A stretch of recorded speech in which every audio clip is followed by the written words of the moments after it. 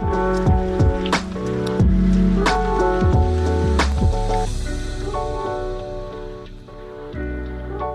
my name is Matthew Pfeiffer with MattPfeifferCoaching.com. Welcome to my YouTube channel. On this channel, I create videos and content about toxic, narcissistically abusive relationships. And if you have a question that you want me to answer, make sure you send it to justaskmatt@MattPfeifferCoaching.com. Again, that is justaskmatt@MattPfeifferCoaching.com. So make sure you keep that email 2 to 3 paragraphs max and be very direct and to the point of what your question actually is. If it's too long, if it's too lengthy, unfortunately, I will not be able to get to it. Also, make sure you hit the subscribe notification and the bell notification so you're notified each and every time I upload a new video. I upload new videos on this channel 5 days a week, Monday through Friday. And this video and this channel is sponsored by BetterHelp.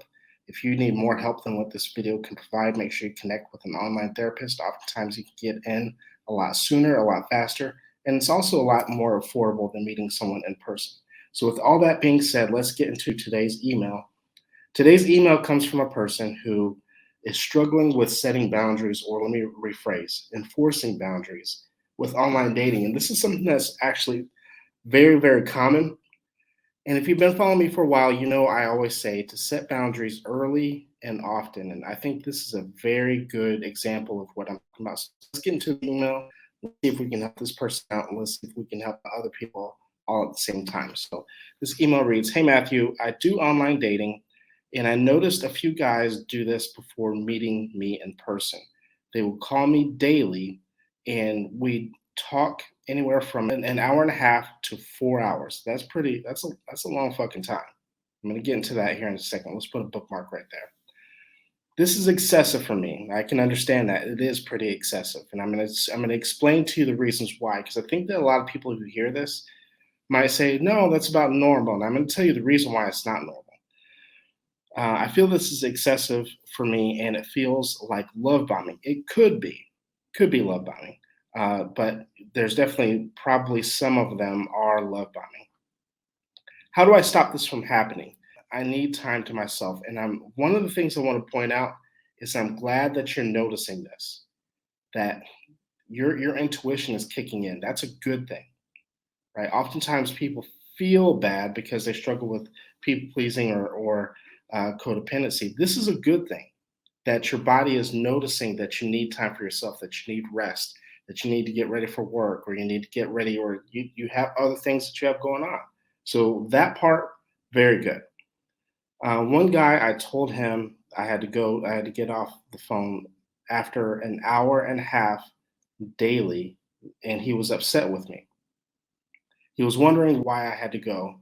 And why I was going to sleep so early. So let's break this down. So one of the things that you hear me say all the time is if we want to avoid toxic, unhealthy relationships, is that we need to set boundaries early and often. Why do I say that? Why is that so important? Because people who are in healthy relationships, you have to understand that they have the ability to compromise. They have the ability to meet in the middle whenever there are differences. And so I don't give a fuck about how good the relationship is or how great the sex is or anything like that.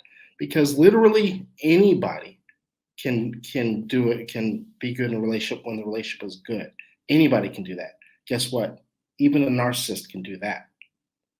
How does this person respond in situations where they are told no? How does this person respond whenever you set a boundary, whenever there is some mild conflict, differences? That doesn't mean, now there's a very big difference between differences and disrespect, right? We can have differences with people, and it doesn't mean that you are being disrespectful. It doesn't mean they're being disrespectful. So understanding this, it's important for us to make sure that when we enter into the dating scene or into a new relationship, that we are still very in tune with our needs in 5 different areas: our mental boundaries, emotional boundaries, physical boundaries, boundaries around our time/energy, and boundaries around our finances/material possessions. So this is a time boundary, right? Time/energy boundary. You're noticing that you're probably getting drained. You also have other things that you need to do. You need to get ready for work. You need sleep. You need to work out. You have friends. I'm assuming. And so you have a full life, which is great. And so that means that there's only so much time that you can allocate to each and every situation, including into dating. And so this is a boundary that you're trying to set and you're trying to establish, which is great. But when we set boundaries, not if, but when we set boundaries with people early and often, guess what? This is exactly how we avoid toxic, unhealthy, narcissistic relationships. Guess what this guy just did? Circling back to what you mentioned, I need time to myself. One guy, I told him I had to get off after an hour and a half, and he started to wonder what I had going on. And from what I understand from the way I read this email, you guys haven't even met in person. What does that tell you about that guy?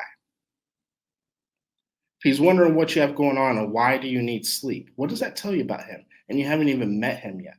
What does that tell you? Right? Sounds very controlling. Think about, let's roll the tape forward. What type of person would this be? If you can't even let this person off the phone, and if they don't understand why you need sleep or why you need to get up early for work, what does that tell you about this guy? This is the reason why I tell people that boundaries are our filter. Because oftentimes when we set boundaries, this is exactly what happens. Why do you need to get off? Why do you have to be up early for work? Who are you talking to? You must be talking to somebody else. All of these things tell us exactly who this person is.